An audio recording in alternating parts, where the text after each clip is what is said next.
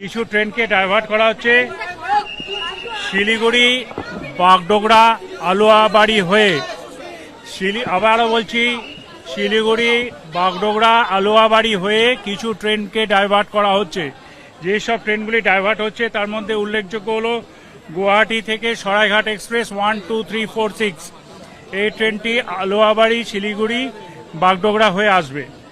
অপর একটি ট্রেন 12510 গুয়াহাটি থেকে ব্যাঙ্গালোরগামী যে ট্রেন, সেটিও আলুয়াবাড়ি বাগডোগরা শিলিগুড়ি হয়ে আসবে।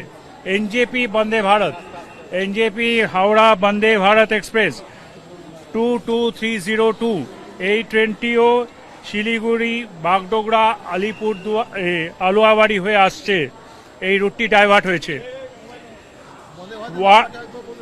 22302 new Jalpaiguri Howrah Vande Bharat express diverted রুটে আসবে। এই রুটটি হল শিলিগুড়ি বাগডোগরা এবং আলুয়াবাড়ি হয়ে। 15962 কামরূপ এক্সপ্রেস, এই ট্রেনটিও শিলিগুড়ি বাগডোগরা আলুয়াবাড়ি হয়ে আসছে।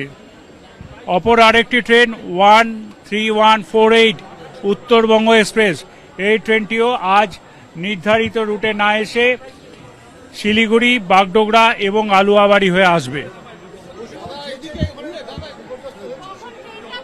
সেই ট্রেনটি 12:40 ওখান থেকে রওনা হয়েছে এবং 8টা থেকে 8:30টার মধ্যে আশা করতে পারি আমরা শিয়ালদা ঢুকে যাবে,